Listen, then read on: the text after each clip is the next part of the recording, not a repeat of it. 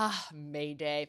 What was once a holiday of singing and dancing round the maypole has, like all things bright and beautiful, been co-opted by the anarcho-communists and the global left. So that now, even on the first day of the lusty month of May, well, it just marks a sort of mass temper tantrum and riot day. And not to be outdone in radical Islam or riots, the winner of May Day mayhem this year goes to France. Now, I can't be sure if French Antifa was protesting their socialized healthcare or their socialized education or the fact that their not so closeted communist candidate, Macron, is ahead in the polls in the lead up to this week's final ballot for president of Frankistan, or if they all just showed up because Uncle George told them to, or if there's some sort of an EU Pepsi shortage going on. But there you have it. Illegal face masks concealing illegal acts by Antifa in their usual black bloc formation.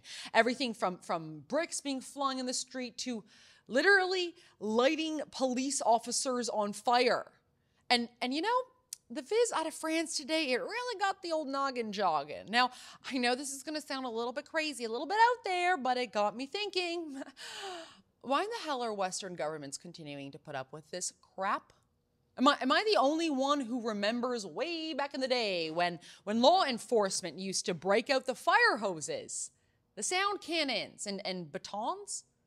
I'm going to go out on a limb here, and I'm going to venture a guess that the majority of law-abiding citizens in, I don't know, say the entire Western world are pretty cool with peaceful protest.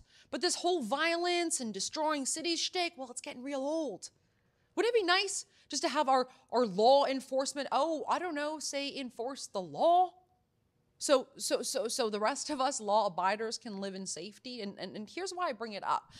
I honestly think France is on the verge of a civil war between Le Pen patriots and the weaponized, well-organized far left. And the worst part, their biggest threat isn't even these Antifa terrorists. It's actually the Islamic ones.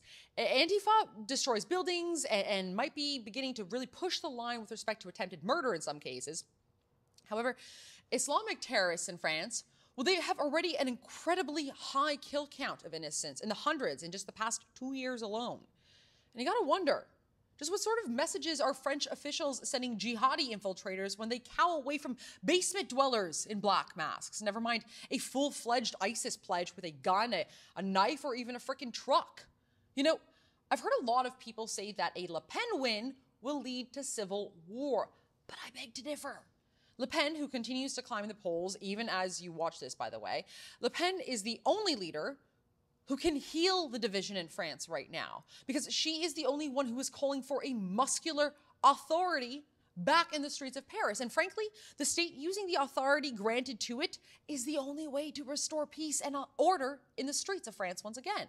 You see, this weekend's second round of votes is about more than jobs and France's hurting economy and the Eurozone and the European faraway superstate. It's about finally taking first steps to ending a war being waged in the nation state of France right now. And make no mistake, France is at war.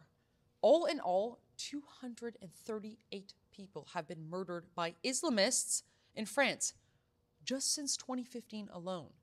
And while France's Muslim population is at about 8%, metropolises like Paris have a population just under double that, around 15%. Meantime, the French city of Marseille, with over 40% of its population being Muslim, has been named the most dangerous city in all of Europe.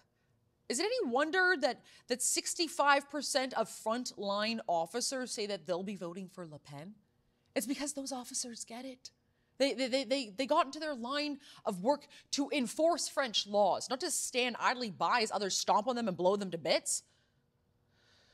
So, here's hoping that this is the very last May Day where black-masked budding terrorists have the gall to storm the streets of France. And now, officially into our 5th month of the year, here's hoping that the second half of 2017 sees France stand up to the tyrannies of globalization, Islamic fundamentalism, and the EU, under a President Marine Le Pen.